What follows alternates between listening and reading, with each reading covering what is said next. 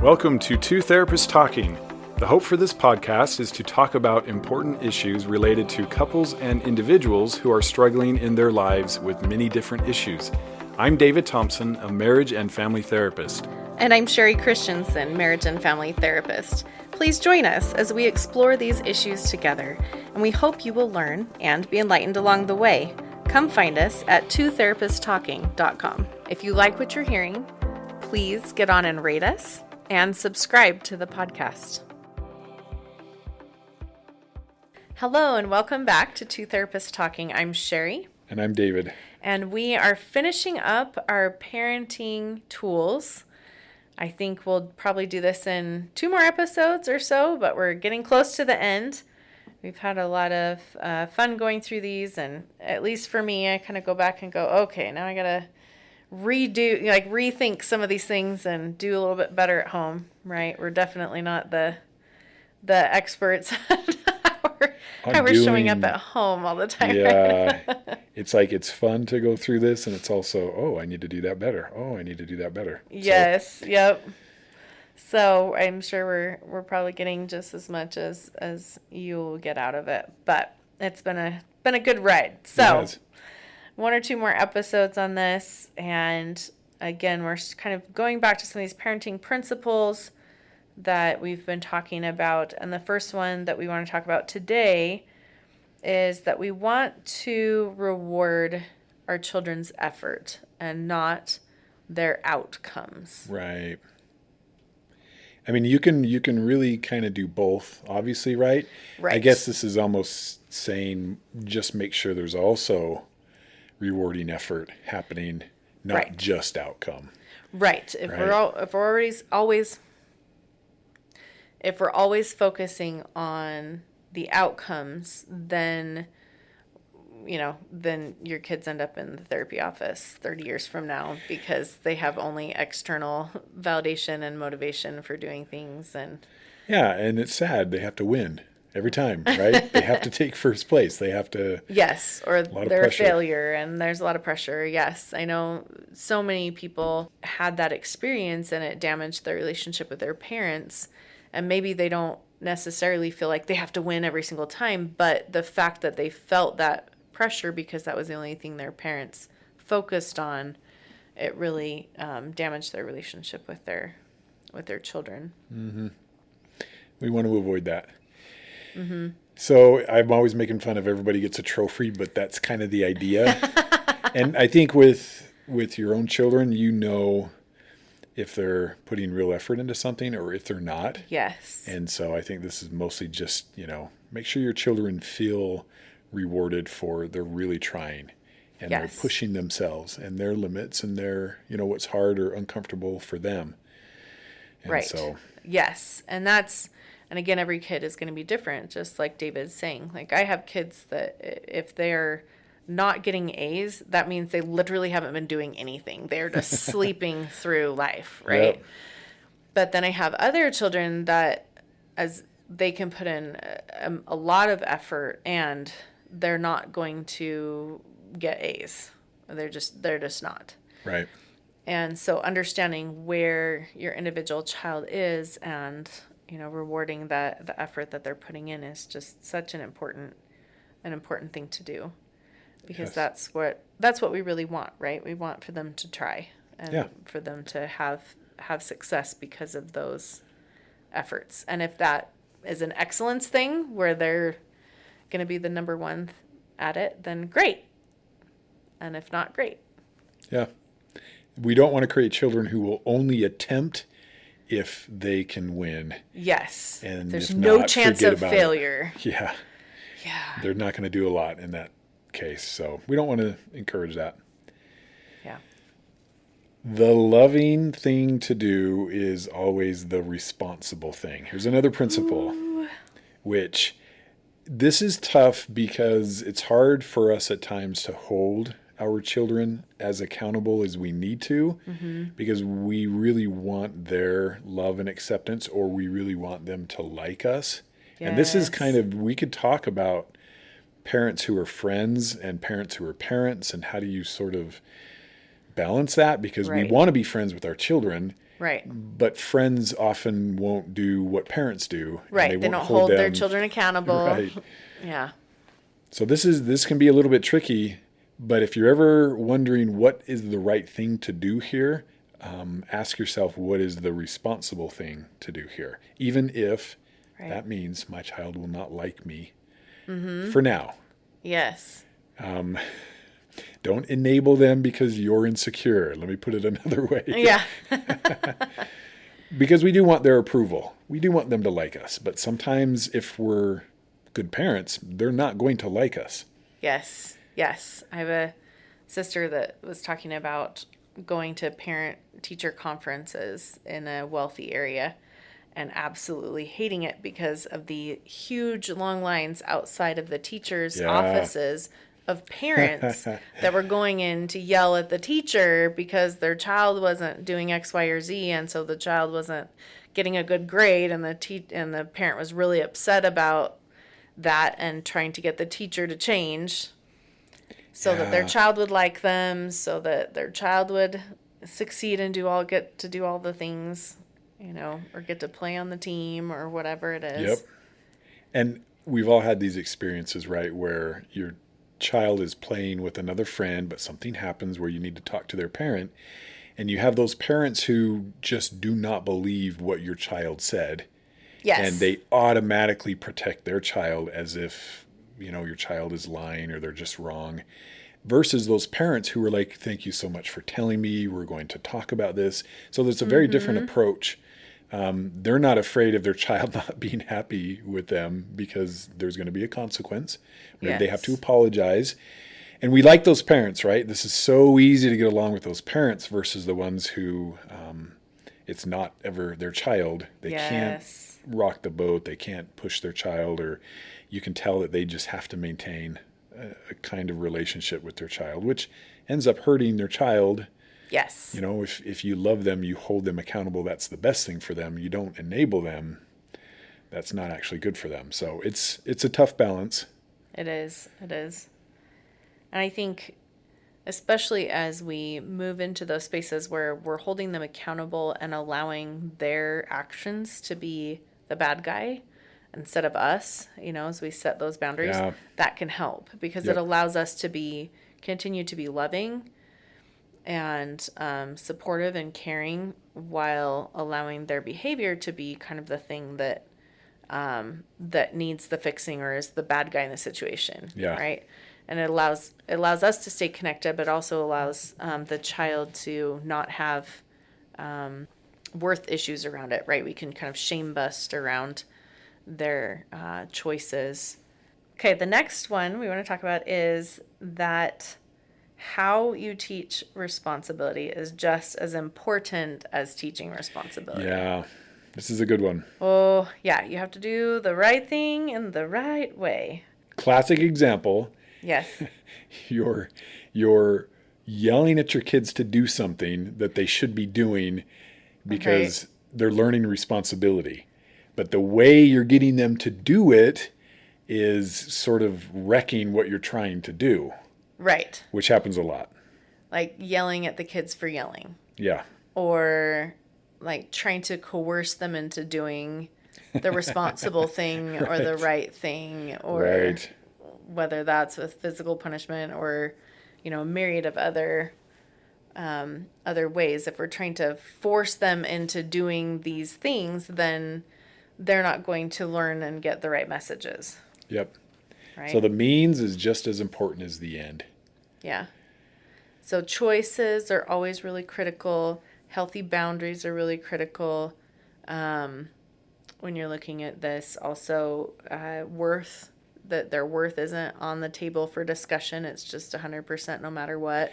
Which, we could spend a lot of time on because that's such a great principle. Yes. Being able to separate the person from the behavior. If your children can learn this young, it's such an advantage. I mean, just today, before we started recording, I had a session and we had to focus on that a lot. Yes. Amazing mother who didn't feel like she was a good mother because she gets upset. and she would go into shame even talking about, so how can we be more consistent with the children? It felt like you're just a bad mom. Yes. If you ever lose your cool, if you ever, and so we had to slow down and address the shame first. And so imagine you're raising your children where they already separate who I am from what I do. What an advantage that gives them in life. And really, not many people, I think, attain that through their childhood. Definitely not. Yeah. It's Definitely a not. huge thing. Yeah. And when you can separate that out, it changes everything. Oh man, it changes everything. So being able to focus on the behavior rather than the individual, and continuing to reinforce that their worth is always 100% is just really, really important. Yep. And again, just like we were talking about a minute ago, if you were setting those boundaries in a healthy way, then the behavior gets to be the bad guy. Right. And it's not you, the bad guy. It's not them, the bad guy. Right. It's behavior that just needs to be adjusted. Yep. Right. Just like David always says, so that, the behavior affects your quality of life. And so being able to kind of focus on it that way allows you to teach the responsibility without, being coercive, without shaming. Right. And again, you see how important it is for you to feel this way so that you're not reacting out of anger or shame or fear because you are a failure. Yes. This isn't going to work very well. So who exactly is going to be leading the way in these situations? Really, it ought to be us as parents, right? Yes. So, like I say all the time, it's patterns and habits. We're going from less effective to more effective. It's not, we're bad, we're not good enough. That's not what it is. And you better know that for you. That's if true. You're going to teach it to your children. Very true. We've already talked a lot about this, but Yes. we can't talk enough, I don't think. Yes, I definitely remember, and I think we talked about before, that moment probably 15 years ago when I had that realization, like, oh, I'm getting upset with my child because it's about me. Like, it's about they're not doing what I want them to do. Okay, like, let's settle into that and rearrange how I'm doing that and figuring out how to teach it that responsibility, as opposed to just sort of like being upset and trying to coerce or get mad. Yep. So here's another good one, and this actually has something to do with what we've already talked about, but as a parent, don't be held hostage by your child's lost opportunities. Ooh, I like this. In other words, well, kind of like the parents going all the way out the door and around the corner, my child has to get the grade, my child has to pass, because if they don't, they're going to have some heavy consequences. Maybe they don't play on the team. Maybe they have to redo the grade. Don't be held hostage by their lost opportunities. Honor their agency. Allow consequences to teach them. Yes. Don't always be fixing everything. Rescuing, yeah. Yes. Exactly. It's okay if they have to do something over, because what they learn in that process is probably the only way they could have learned it, if this is the consequence of choices that were being made. Natural consequences are your best friend as a parent. Yeah. So don't remove them. It is. It really is. So I like Sherie said it. Stop rescuing them from the consequences of their choices. Yeah. Don't be held hostage by, but then they may not make the team, and then that's good. And then they won't make the team in college, and then they won't go on. Their whole life is wrecked, and yes. It's like, well, slow down. Like they have a role to play in this. Yes. It isn't your fault. So. And if you rescue them from it, then this, you want to fix the problem in a little problem stage, rather than having that be what they expect life is going to hand them. Yep. And then because what happens? Grow up to find out that's not the case. Exactly. What happens when they're not living at home anymore, and Yeah. you can't rescue them, and all of a sudden life seems very cruel. Yeah. And it's really they just did not understand consequences because they were protected. Right. So. And they'll probably end up back at home. Yeah, that's true. Playing video games in the basement. Just kidding. That maybe is offensive. Yeah, Somebody's listening to that playing video games right now in the basement. In their parents' basement. Yes, but being able to help them learn that it's going to be nice if they can learn that before they get out into the real world. Yep. All of these are. And you know what? If you've missed some, if you've got grown kids that you're just like, oh, I totally did that thing, it's okay. Life will teach them and they will have these opportunities. It's always lovely if you can catch what you can beforehand. We're always better grandparents than we are parents. Right? So true. Okay, the next one we want to talk about is discussing what trust is and how to help explain that to your children. Right. So trust is to be where you say you're going to be, doing what you say you're going to be doing, and trust is earned. It's not just handed out because I love you. Oh, man. Children have a really hard time with this. Adults have a really hard time with this. This is true. If you love me, then you'll trust me. They say something about trust. And you're like, well, hold on. No, these are different. Yes. And for me to trust you, it's not that complicated. You just got to be where you say you are, doing what you say you're doing. Over time. Yes. And that's a great start. And if we've lost trust, we just come right back to that. And then it takes time, and then it can be earned again. So that's what trust is versus love. And especially your teenagers are going to need to hear this over and over. It's not fair that it's like, no, I love you, but we're talking about trust, which we've already covered. Kind of love and trust are two different programs, but yes. Oh, I just love that so much. So important. So here's another really good one, which, let me think how to put this. Of all the ones on this list, I am guilty of this one. Well, I'm guilty of all of them. This one has come back to bite me, maybe. Oh, yes. So many times. So many times. So here it is. Do not expect what you're unwilling to inspect.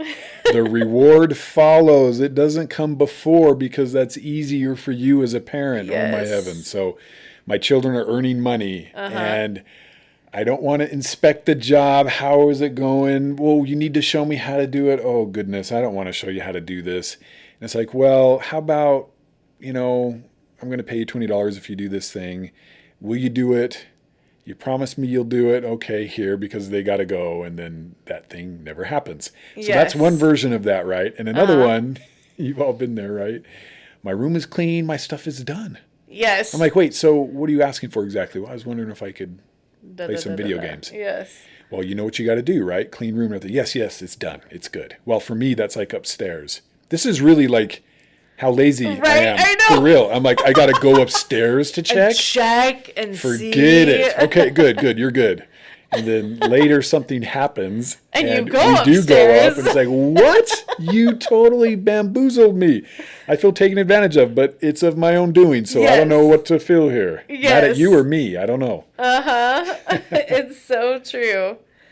But that doesn't then help them learn and grow and progress because they're not being held accountable. They're learning how to be sneaky. Yes. Go in their room. Classic. My room's clean.